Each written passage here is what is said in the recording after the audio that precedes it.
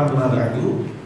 Yang kita hormati Ibu Dirut PT AMGM Mataram, yang kami hormati segenap karyawan-karyawati PT AMGM Giri Menang, hadirin hadirat yang dimuliakan Allah Subhanahu wa taala. Mengawali kajian kita pada siang hari ini, izinkan yang mengajak kita semua untuk terus bersyukur kehadiran Allah Subhanahu wa taala. Karena kita yang hadir di majelis yang mulia ini masih merasakan begitu banyak kenikmatan dari Allah Subhanahu wa taala.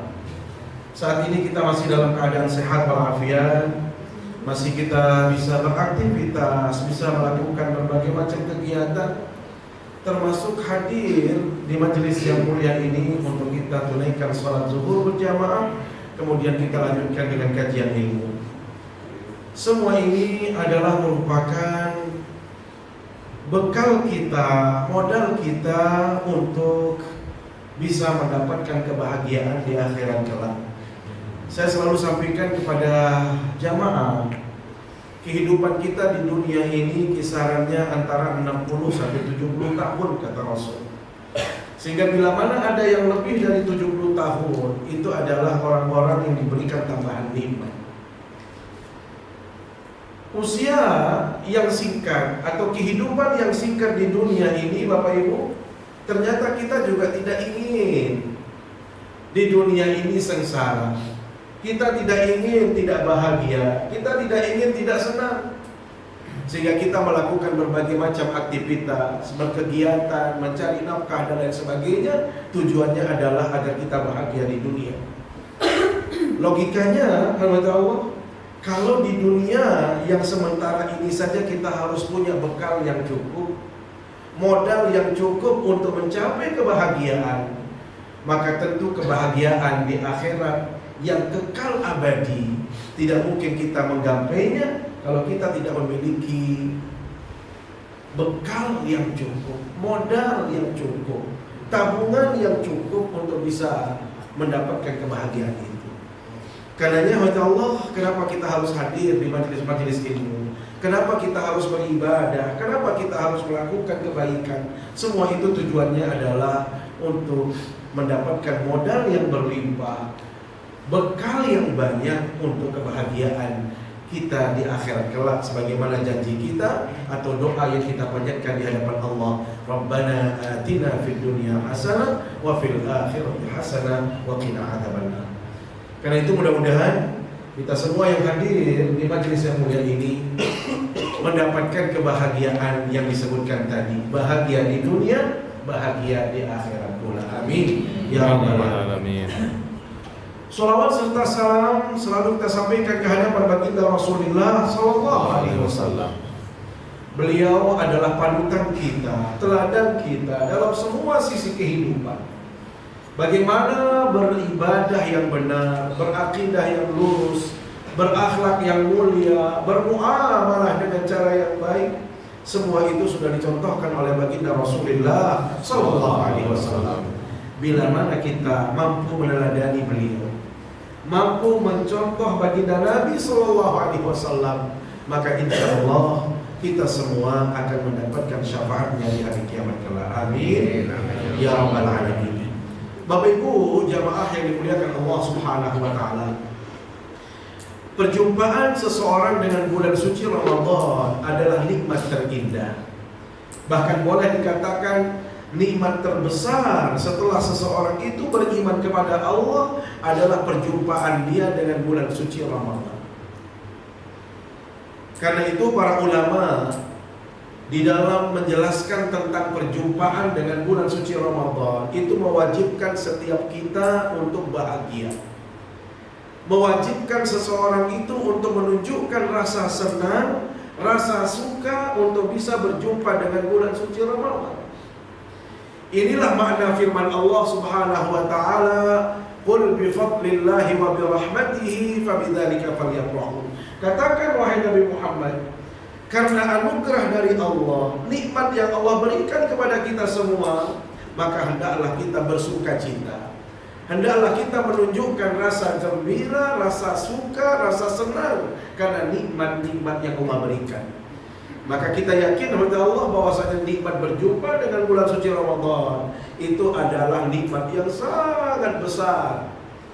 Yang kalau kita melihat cara orang-orang terdahulu, para salafus saleh, orang-orang yang saleh yang mendahului kita, untuk bisa berjumpa dengan bulan suci Ramadan, mereka itu minta kepada Allah, seraya mereka nangis di hadapan Allah itu 6 bulan yang lalu. Jadi 6 bulan sebelum berjumpa dengan bulan suci Ramadan, mereka sudah minta kepada Allah, Allahumma balighni Ramadan, balighni Ramadan. Itu setiap saat, setiap waktu. Saya tidak tahu di sini ada yang minta 6 bulan kemarin, dari 6 bulan yang lalu. Ya, layaknya kita minta sesuatu yang kita inginkan, kita tentu tidak akan pernah putus memintanya. Dan orang-orang terdahulu mencontohkan kita, mereka minta 6 bulan sebelum berjumpa, dan 6 bulan berikutnya mereka minta supaya semua amalan yang dia lakukan di bulan Ramadan diterima di sisi Allah Subhanahu wa taala. Karenanya Allah, kita ini termasuk orang-orang yang beruntung sekali. Satu, kita tidak pernah minta terlalu serius. Ya, ada yang terlalu serius mintanya sih. Sampai nangis-nangis gitu kan. Ya Allah, kasih hamba berjumpa dengan bos. Tidak terlalu serius. Tetapi nyatanya Allah Subhanahu wa taala sangat kasih sayang kepada kita semua. Walhasil kita diperjumpakan dengan bulan suci Ramadan. Bapak Ibu yang dimuliakan Allah Subhanahu wa taala, salah satu keistimewaan bulan suci Ramadan sebagaimana yang disabdakan oleh baginda Nabi SAW adalah diampunkannya dosa dan kesalahan manusia. Saya pikir semua kita pasti senang, ya, pasti bergembira bila mana dosa dan kesalahannya diampunkan oleh Allah. Karena kita yakin siapapun di antara kita tidak ada yang lepas dari salah dan dosa. Saya berikan ibarat seperti ini. Ada di antara saudara-saudara saya yang mungkin saat ini sedang bertransaksi dengan bank, ya, minjam uang lah kira-kira begitu, ya. Kira-kira karena kita minjam uang dan kita dipandang sebagai orang yang rajin menyetor, tidak ada masalah dengan bank, tidak pernah penalti dan lain sebagainya. Sampai bank mengatakan, kamu karena orangnya baik, saya lunaskan semua, saya putihkan semua utang. Jadi nggak ada setoran lagi. Kira-kira senang apa sih? Kalau pihak bank mengatakan Anda ini termasuk berprestasi, Anda tidak perlu lagi bayar hutang, senang apa tidak? Ya Allah, mungkin tidak ketulungan ekspresi senang itu. Bahkan kalau perlu setiap pagi kita bawain kado khusus, makanan yang paling dia suka, direkturnya. Kenapa? Karena dia sudah memutihkan segala tanggung jawab kita. Bapak Ibu, ternyata Allah itu bukan hanya sekedar hutang kita yang dilunasi, ya, bukan hutang, tetapi dosa, dan itu jauh lebih berat daripada hutang. Tetapi nyatanya kita kadang-kadang tidak terlalu bahagia. Banyak di antara kita yang tidak menunjukkan ekspresi senang. Padahal yang Allah janjikan itu adalah semua dosa kita itu akan diampunkan oleh Allah Subhanahu wa taala. Karena itu disebutkan dalam sabdanya as-salawatul khams wal jum'atu ila al-jum'ah wa ramadhanu ila ramadhan mukaffiratun ma bainahunna majtunibat al-kaba'ir. Salat yang kita lakukan sehari semalam itu merupakan cara Allah untuk menghapuskan dosa harian kita. Ada lagi dosa mingguan yang bisa dihapus dengan datangnya hari Jumat. Tetapi yang hebat lagi, kata Allah, ada dosa tahunan.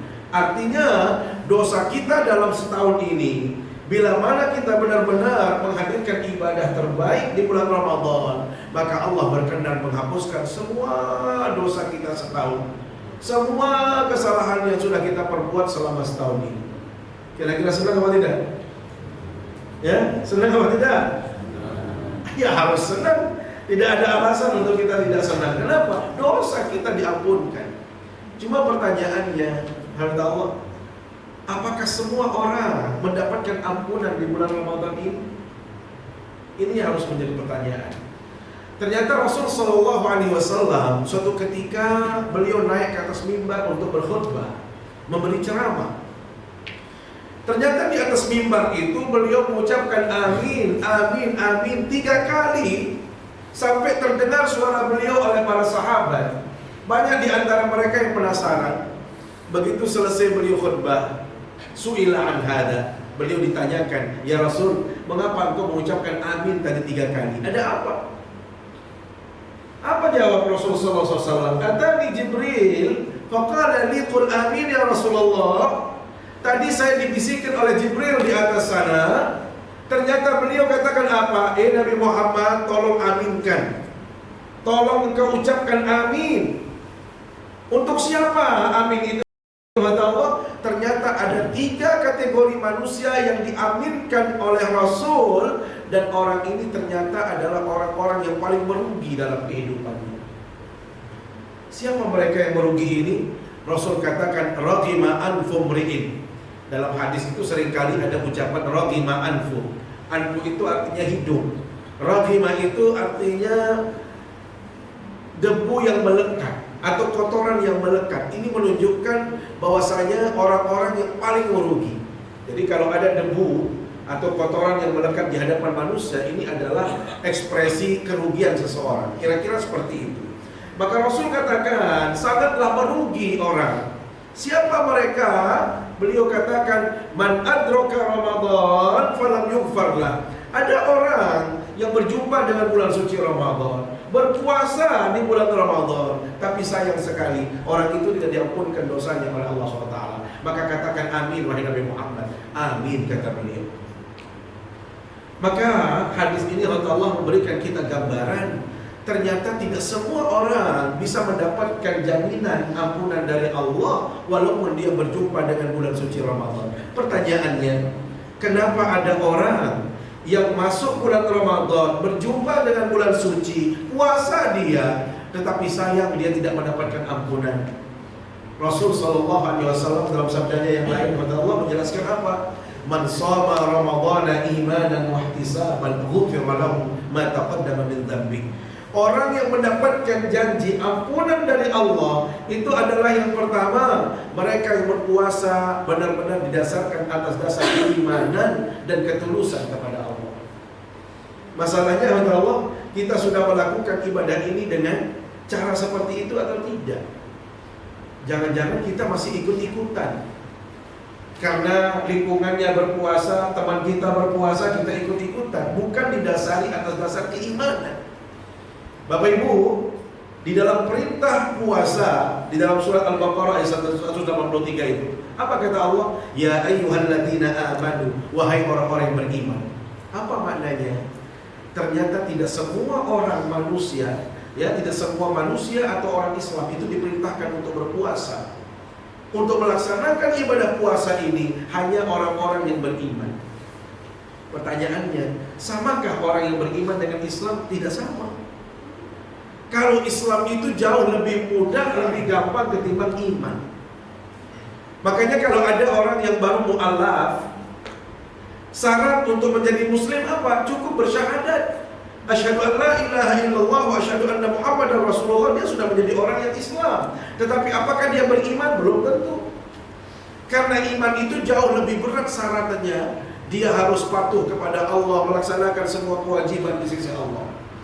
Makanya orang-orang Arab dulu, di saat mereka mengatakan, ya Allah kami sudah beriman, dalam surat Al-Hujurat ayat 14, apa kata Allah? Qul lam tu'minu walakin qulu aslamna. Anda itu belum beriman, tetapi baru menjadi Islam. Kenapa mereka dikatakan Islam belum beriman? Jawaban Allah apa? Walamma yadkhulul imanu fi qulubikum. Iman itu belum masuk ke dalam dada kita, dalam hati kita. Baru sekedar verbal saja, baru lipstik saja, baru di mulut saja, tetapi kita ingkari di dalam hati. Dan ini sebenarnya yang berat buat Allah. Di saat kita mengatakan saya beriman, itu harus benar-benar dari hati. Kalau kita dari hati, maka kita yakin Allah itu Maha Pencipta. Yang menciptakan kita Allah, yang menjaga kita Allah, memelihara kita Allah, yang melihat perbuatan kita adalah Allah. Semua itu terjadi. Sehingga kita kalau benar-benar beriman kepada Allah, segala sesuatu yang kita lakukan itu benar-benar terkontrol. Tidak mungkin kita, mohon maaf, melakukan tindakan-tindakan yang tidak baik. Kenapa? Karena Allah pasti tahu. Allah memiliki malaikat-malaikat yang senantiasa melihat perbuatan manusia. Sehingga tidak mungkin kita harus menyakiti orang, menzalimi orang. Ya, kenapa? Karena semua itu adalah di bawah pengawasan Allah melalui para malaikat-malaikatnya. Kapan kita yakin seperti itu? Di saat kita benar-benar imannya dari hati. Tetapi kalau mulut, jangan jauh-jauh Bapak Ibu. Pernah nggak pengalaman kalau kita ke masjid tertentu maupun termasuk Islamic Center, kalau kita pakai sandal yang bagus sekali, ada rasa perasaan tidak nyaman untuk sholat. Kenapa? Khawatir sepatu kita hilang. Dan benar hilang. Ya? Sepatu bisa hilang di masjid, sandal bisa hilang di masjid. Padahal kita katakan masjid tempat paling aman. Maka siapa yang ngambil itu? Bapak Ibu, kalau mau jawabannya, itu orang Islam yang ngambil, tapi bukan orang yang beriman. Bisa bedakan antara Islam dan beriman? Kalau orang Islam, ya dia mengucapkan syahadatain, tetapi masih suka mengambil milik orang, memprovokasi orang dan lain sebagainya. Tapi orang beriman tidak. Maka puasa ini hanya diperintahkan kepada mereka yang beriman. Maka ingat, orang yang mendapat jaminan ampunan dosa itu adalah yang berpuasa karena keyakinan dia kepada Allah SWT. Kemudian yang kedua apa? Didasari atas dasar iman, ihtisaban. Ihtisaban itu benar-benar tulus ikhlas melakukannya. Benar-benar dia melakukannya karena Allah. Maka karena kita yakin karena Allah, maka kita tidak mau pamer, tidak mau riya, tidak mau dinilai oleh siapapun. Apalagi puasa ini kan satu-satunya ibadah yang paling rahasia. Ya. Saking rahasianya ibadah puasa Bapak Ibu, saudara kita, istri kita, anak kita belum tentu dia tahu kita masih berpuasa atau tidak. Ini untung saja bukan orang lapangan. Ya.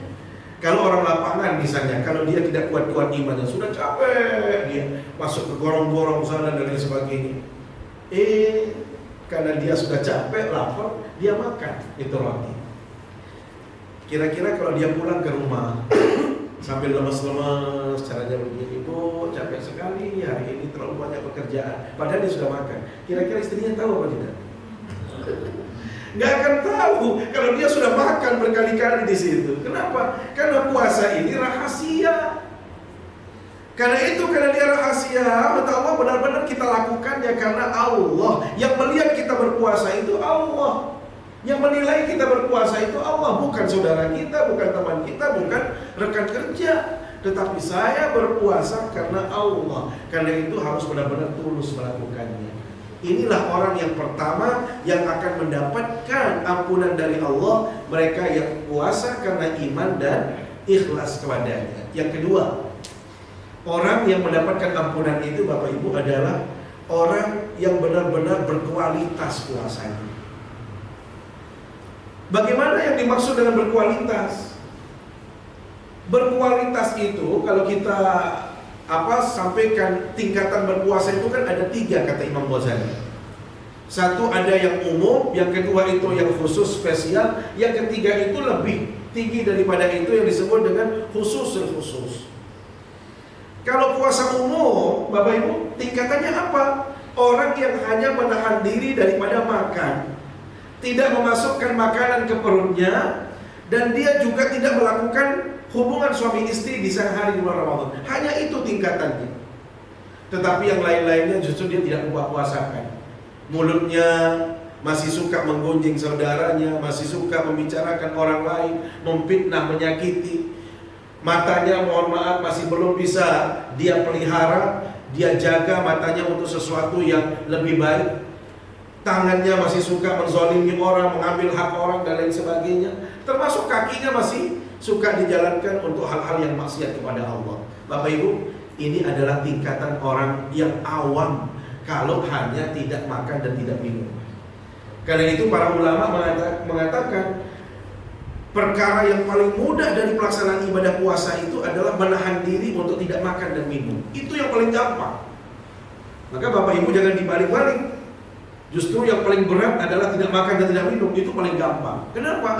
Pasien mau dioperasi itu disuruh puasa. Orang sakit saja bisa melakukan itu. Anak kecil, anak SD kalau disuruh puasa nanti begini-begini, dia bisa tahan. Sehingga jangan mengatakan tidak makan dan minum itu adalah perkara yang paling berat. Tidak, justru itulah yang paling ringan. Bapak Ibu, yang paling berat itu apa?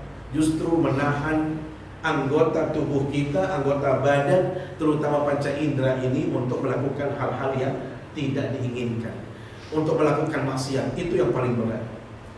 Maka pastikan kata Allah, kalau kita ingin mendapatkan ampunan dari Allah SWT, semua panca indera ini juga ikut mengambil bagian untuk berinvestasi, untuk mengambil amal saleh, untuk melakukan kegiatan-kegiatan amal-amal saleh di bulan Ramadan ini. Ini yang kedua. Sehingga kalau kita hanya puasanya tidak makan dan minum saja, kita tidak mendapatkan pahala.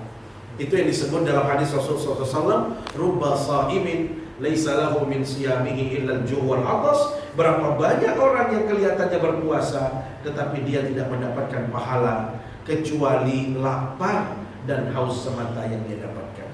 Kemudian yang ketiga, Bapak Ibu yang dimuliakan Allah SWT, pastikan bahwasanya Ramadan kita, terutama malamnya itu benar-benar kita fokuskan untuk ibadah. Makanya dalam hadis Rasul SAW disebutkan, man qama ramadhana, barang siapa yang menghidupkan malam-malam hari di bulan Ramadan, benar-benar didasari atas dasar iman dan keikhlasan, maka dia mendapatkan ampunan. Maka orang yang akan mendapatkan ampunan itu adalah mereka yang mengisi bulan Ramadannya dengan amalan yang baik, terutama malam harinya. Jangan sampai kita tidak tarawih, ya, karena mohon maaf, ini seringkali kita melupakan tarawih, seringkali kita menggampangkan tarawih, padahal tarawih ini satu-satunya ada di bulan Ramadan. Sehingga sangatlah merugi seseorang bila mana ini yang disebut dengan qiyamul lail, menghidupkan malam. Ya, menghidupkan malam dengan tarawih itu adalah cara kita untuk mendapatkan ampunan Allah.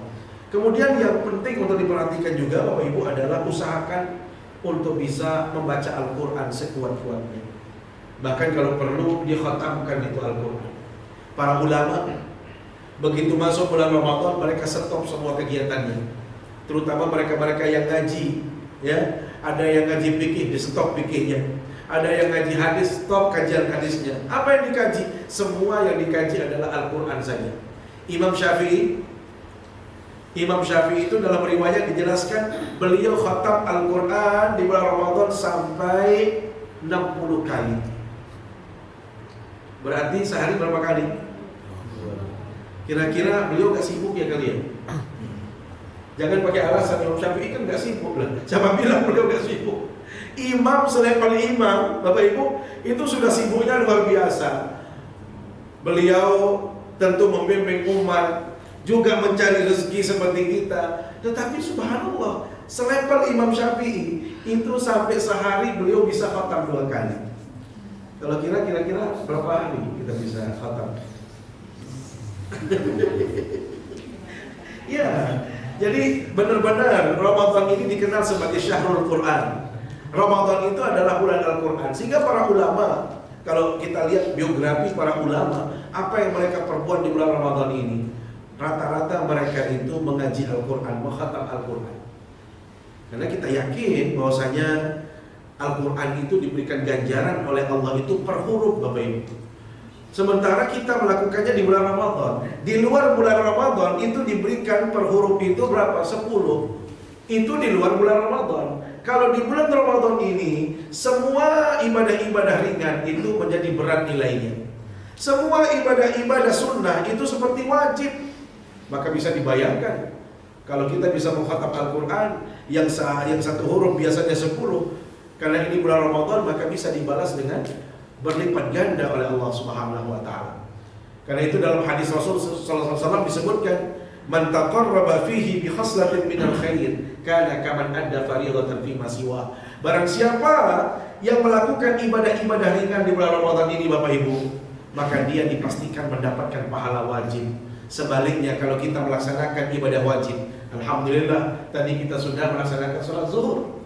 Berapa nilai pahala yang kita dapatkan? Allah Subhanahu wa taala menjamin kita diganti atau dilipat gandakan seperti kita melaksanakan sholat yang sama 70 kali di luar bulan Ramadan. Bayangkan, itu adalah bonus. Saya nggak tahu kalau di PDAM, di PTMGM kapan dapat bonus. Ya, artinya kalau dapat bonus pasti senang kan? Tetapi jangan mengharapkan yang di PTMGM. Nih bonus dari Allah yang lebih besar. Ya, coba cari bonus dari Allah. Kenapa? Karena ini bonusnya tidak bisa dibandingkan dengan bonus yang kita dapatkan dalam kehidupan ini. Kapan kita mendapatkan bonus itu? Kalau kita benar-benar mengisinya dengan kebaikan. Yang kedua, Bapak Ibu, tadi khutbah baginda Nabi SAW. Yang kedua, orang yang benar-benar merugi adalah kata Rasul, man dzukirta indahu falam yusalli 'alaika. Mereka yang bila mana disebutkan namamu wahai Nabi Muhammad, ternyata dia tidak mengikutkannya dengan sholawat. Hati-hati Bapak Ibu. Kalau ada nama Nabi Muhammad kita dengar dimanapun, maka sebagai umatnya kita mengikutkannya dengan sholawat. Allahumma salli alaihi, Allahumma salli wa sallim alaihi, sallallahu alaihi wasallam. Itu adalah cara kita mengikutkan dengan sholawat. Kenapa? Karena sholawat, ya, bersolawat itu adalah pahala yang sangat besar. Termasuk mendengarkan orang yang membaca sholawat atau mengucapkan nama beliau, kita ikutkan dengan sholawat, itu juga menjadi sumber pahala yang sangat besar. Karena itu selalu disampaikan dalam hadis-hadis, jangan malas bersolawat. Jangan sampai kita tidak bersolawat dalam kehidupan ini. Apapun yang menjadi hajat kita, apa yang menjadi keinginan kita, insya Allah salah satu penyebab dikabulkannya atau terrealisirnya satu keinginan itu adalah bila mana kita memperbanyak sholawat atas baginda Rasulullah Sallallahu Alaihi Wasallam.